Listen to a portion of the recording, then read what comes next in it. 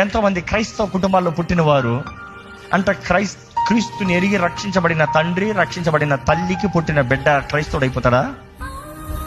పోయే kind information అవ్వడు. ఇక్కడ ఎవరైనా మీరు పుట్టకతో నేను క్రైస్తవుని అంటే అలాంటి మాట బైబిల్లోనే లేదు. I'm sorry, that is the reality. ఎవరు క్రైస్తవుడు? క్రీస్తు రక్తంలో కడగబడి రక్షించబడిన వాడు, పాపాలు ఒప్పుకోబడి జీవగ్రంథంలో పేరు రాయబడి క్రీస్తుని వెంబడించేవాడు క్రైస్తవుడు.